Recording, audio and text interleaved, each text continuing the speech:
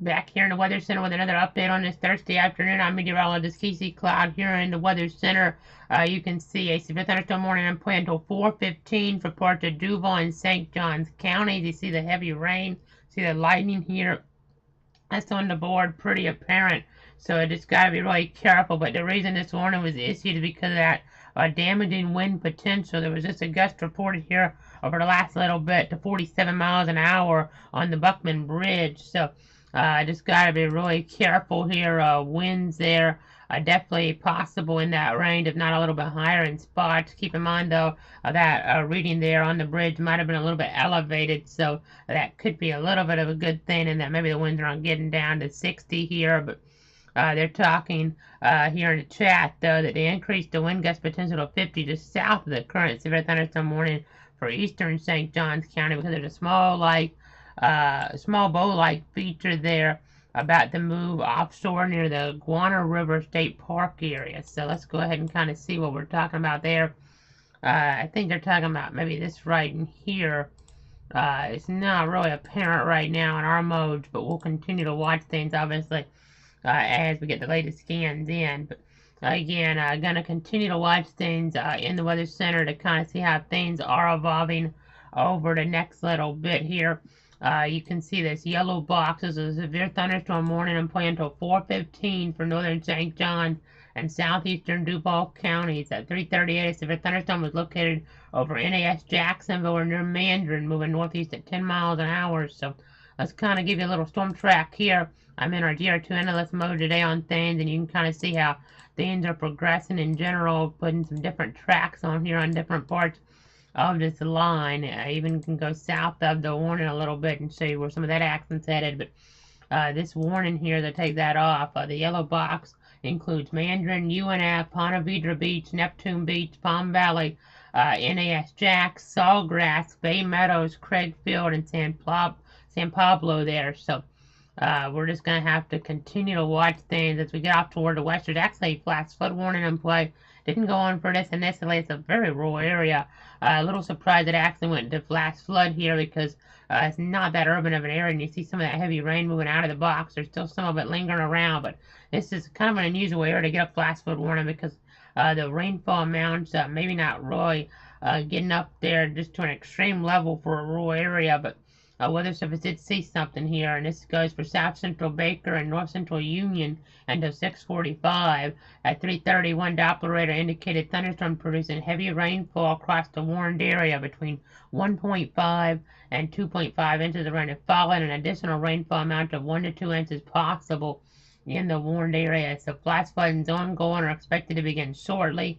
Again, it's mainly rural areas that we're talking about, and I know you might be wondering, well, of course, warnings shouldn't depend on population, and generally they don't for severe thunderstorm and tornado warnings in general. But on this flash flooding type scenario, generally population density here and a more urban environment would lead to more flash flooding because sometimes the water's harder to go down or more concrete around. But in this case, there wouldn't be much concrete out here. But we do have that flash flood warning here in play. We'll look at the 1 hour rainfall totals. I mean, we'll pop this up here on the other mode for you guys while we're on the air with it. You can see here some spots over 2.5 inches in the last hour in that reddish looking area in southern Baker County. Again, this is some very rural territory that we're talking about here, but we'll keep our eyes on it, obviously. There's also a report of some flooding towards Live Oak Minor Street, flooding there along Hamilton Avenue northeast, and a spotter estimates at least an inch of rain has fallen there. So, I mean, it doesn't take a lot of rain sometimes to cause flooding. I know there's an aerial flood warning for Duval. That's actually probably a little more concerning because that's not as high a level of a warning. It's just because of some more of an environment there that can lead to more issues. So, we'll just keep our eyes on all that. But you see all this lighting here, that's dangerous as well, that electrical energy. We've been alluding to it here, I mean, all summer long, today as well, but you just got to be really careful here because it can be very dangerous for folks. And speaking of just dangerous conditions in general, I know we do have some different things we can go to here in the Weather Center. Let me go ahead and try to pull up some traffic cameras. It'll take just a moment here. So just bear with me. We're going to try to get into this area. We have traffic cameras that are available from the Florida 511 network. We'll try to get onto some of those interstate cameras here because those are helpful. They were helpful yesterday. We were tracking storms. We ended up having some damage there. After the fact, later on, we got quite a few reports in. We even had the hail on the camera live for you guys. So that was very interesting to see here. As we were tracking things in real time, you could see some of that smaller hail falling here on the traffic cameras. We'll see if we get anything like that again today as we get over to some of these sites here over the next few moments. I know they're always kind of interesting to go to here in these situations. Let's go ahead and go over toward I-95 south of Butler Boulevard right now. You can see some pretty nasty conditions there. We'll go ahead and take the traffic system. Let's go ahead and take the traffic system full now. You can kind of see what we're talking about here. You can definitely see the reduced visibility here on this view. So just be careful out there as we're tracking things, as we're monitoring the situation. Just play it safe out there if you can on this Thursday. So again, that's just one perspective here in the covered area, but let's go ahead and move away right now from this as you kind of see some of the nastier conditions around here. Just remember, whenever thunder roars, you want to go indoors. Move away from that shot though and check for some others. As we do so, let's go back to the west a little. You see some lightning accident heading into Bradford County. So that'll eventually be trying to get into word Stark here over the next little bit. We'll see how much it holds together. I haven't heard of a thunder last few minutes where I'm at east of Stark, but we'll just kind of see how that goes here in this type of environment. I know I'm checking some more cameras here in the weather center. Just the nasty conditions overall toward Jacksonville. Our storyline, we have I-295 west there at Old St. Augustine Road. So let's go ahead and pop this one up now. You can see, we can show you what's going on right now. Here's a perspective there. You can kind of see this, the nasty weather. Folks having to go slow. Most folks have their lights on, it looks like, which is good. But you can definitely see a reduced speed here on the interstate right now. People trying to even merge on here.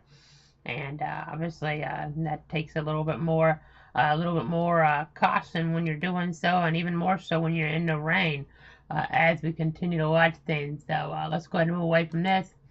We'll continue to track the weather situation for you. You can see where that yellow box is here, and let's go ahead and move that back. It's front and center. You can see this is a Thursday morning for parts of Duval and St. John's until 4:15. We're watching this threat there, and I'm just looking at some of our different shots, see if there's anything more dramatic maybe than what we've already been showing you.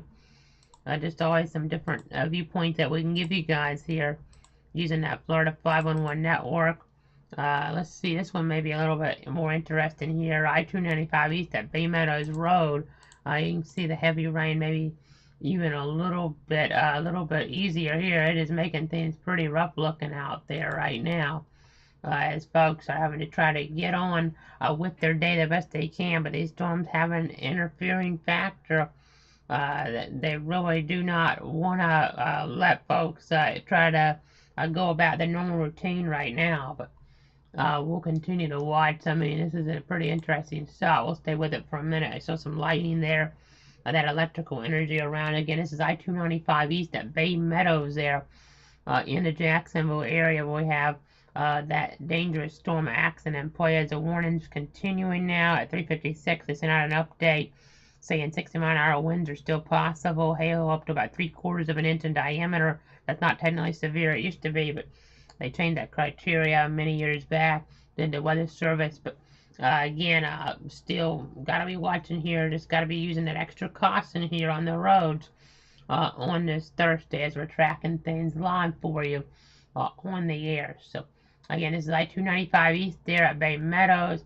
You can kind of see, it looks like some folks even have their flashers on here. Just a nasty weather situation altogether. And margin of risk continuing here with that severe threat in play. Again, it's just making it kind of hard for people to kind of get on with their day. But let's go ahead and move away from this for now.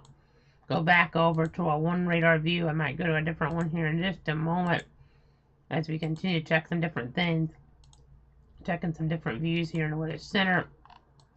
I know, seeing quite a bit of lightning around Lake City right now. This is not severe, but gusts to 50 miles an hour possible. So let me go ahead and switch on over here to that. Let's go ahead and go to our DR2 analyst computer again if we can. I will kind of show you guys that perspective toward Lake City there. Quite a bit of lightning in that view. Again, 50 mile an hour gust possible through about 4:15 at least in that area. You can see that might be a candidate for a warning here pretty soon. I'm using some of our other tracking information off toward the east on that, but still with those winds, those could end up being up there pretty good. But we're getting now a report in from around 3:36. There was a gust of 53 miles an hour there on the Buckman Bridge, and that was from the storm that was over Beauclair. So could have some power outages and some issues around Beauclair there in Jacksonville from this nasty weather. We'll just continue to watch. That was from a buoy station, so on the I-295 bridge. So definitely some nasty weathers we've seen on some of those cameras, 95 I-295, and getting some of those wind reports over 50 miles an hour. Granted, that could be a little bit elevated, but nonetheless, it's just something to kind of bear in mind here on this Thursday. You can see some wind in here. It doesn't look all that impressive on this mode right now. It looks like maybe it was a little bit stronger when we had that warning issued here. They kind of bad as you can kind of see actually. I mean, let's zoom in a little bit on this. So this is kind of interesting because you can kind of see here our area there that we're talking about with some of this potential. I mean, there's your 53 mile an hour wind reading, and then the worst of the axis to the north. In some ways, but you see the velocity pixels right over that to some extent. So that's kind of interesting to get that view there with that. But right now, it seems like the winds are a little bit weaker with this, which is good news, but some heavy rain, torrential downpours. Got to be really careful using that extra caution. And by the way, an update on that flash flood warning. Very unusual to have one in a rural area like this for the overall situation we're dealing with, but still got to just be careful toward parts of Union and Baker counties here. Just got to be careful. I know we've been talking quite a bit the last couple of days, so apologize if my voice kind of goes a little bit in and out here from time to time. We've been pretty busy here in the Weather Center with these storms. We have the pattern that's a little more favorable before that here in play. Granted, I think yesterday some of the parameters might have been a little more favorable for prolonged severe accident, but we still have some warnings. We still have some potential. We still have that marginal risk here in play. As you can see that dark green on the screen right now, that's your marginal risk area. And then we show you that wind risk area there. That's what this is for. Don't have for hail, don't have it for tornado, but we have it for wind. And that's what we're seeing in some spots here on this Thursday. Could have some power outages in spots as we just continue to watch the radar pictures. So let's go ahead now, go back on over to the storm in Duval County. Let me go ahead and show you guys this out here right now. You can see some winds there at 30 miles an hour, give or take, in this vicinity on velocity, but it could be a little bit stronger than that. So we'll keep on watching, keep on tracking here. Let me get our power outage mapping up now. Power outage.us map. We'll get that loaded into the system here. And we'll go ahead and try to pop that up on the screen as we continue to watch this accident. This is a bit thunderstorm morning continuing for parts of Duval and St. Johns counties for another 14 minutes or so. As you can see, a few outages there in that vicinity now. Let's go ahead and interact with this, and we'll show you guys what we're talking about. We'll move across a little bit over there. You see Putnam a few, but St. John's, a couple thousand customers in the dark. Now, Flagler, not too many. Clay County, 481. Bradford, a few, 60 customers there in the dark. You see up toward Baker, there's Duval, 1,537 customers in the dark there. Nassau, not too many. You see getting out here, I mean, with the flash flood warning, you don't generally expect power outages from that type of threat, but not really seeing them. Anyway, as you see Columbia there, a few, Lafayette County there, we're just kind of checking some of our different readings here. I know some downstate, not in our area as well, as we kind of give you that view here on this map. It's always kind of intriguing to do that, but let's go ahead and move back on over now toward the radar picture. give you that radar viewpoint here on this Thursday. Again, watching things carefully. I know still watching some of that wind potential off toward Lake City. Let me check some of our different radar views for that, because that may be a candidate for warning. I'm using an analyst computer, so it's based on more storm movement than anything here. But and we'll just kind of check some different things with that here on the velocity values. I know those can be really helpful to kind of get a gauge on exactly what's happening. I get an understanding. It didn't look as bad off of Moody, by the way. Not near as bad. That would be the closer radar. Only showing 30, 40 winds there off of Moody. But real quick, let's go ahead and go back on over right now. I want to see where that flood warning is in Jacksonville. It's not one where you have the weather radio going off like you would for a flash flood warning like what we've seen issued off toward Union and Baker. But we do have this greenish looking area here on the board right now. This is for aerial flooding, and then as we go back on over toward the radar, you can still see some rain, but much lighter rain falling over that area off the Moody side anyway. As we switch back, you'll kind of see the similar storyline. May show up a little bit heavier spots and lighter in spots as well. You see some more rain trying to come back into that flood area, but we'll just continue to watch here, continue to monitor things. Just kind of interesting to see how this radar is trying to pick up at that Lake City storm a little bit stronger than the radar closer, which means maybe stronger characteristics showing up aloft, but not maybe translating to the surface as much. Hopefully, can't guarantee it. If we're not getting some of that translation though, but we'll continue to watch this coastal axis, St. Augustine, South Ponte Vedra. You see Marineland, Palm Coast, and you have some more accent headed in Bradford County here. If you're along State Road 100, getting some heavy downpours if you're headed from Start to Lake Butler right now. So that's something to keep in mind. So just got to be kind of cognizant here. Just got to be monitoring things. But if we don't get any new information the next couple minutes, I think we'll go ahead and wrap it up. Just I'm not seeing a whole bunch here with this storm.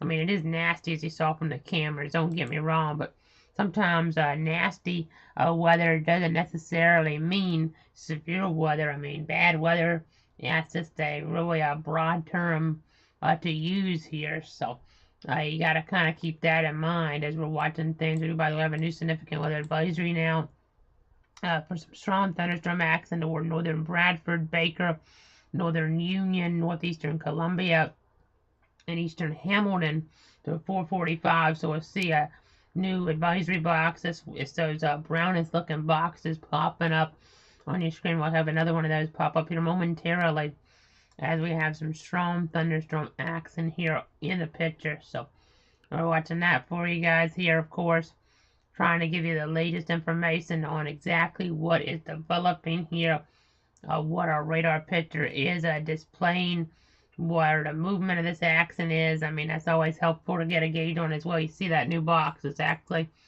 for that area around Lake City. They're saying winds that gust up to about 50 miles an hour possible.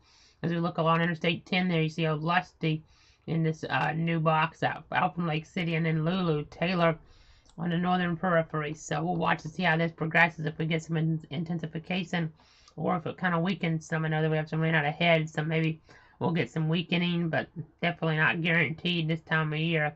I mean, things can be very, very changeable here for sure, as we've alluded to. So I get back to this warning right now. You see Ponte Vedra Beach, Sawgrass, Jacksonville Beach. I mean, it doesn't matter if you're getting severe wind or not. It's not a good time to be at the beach for sure.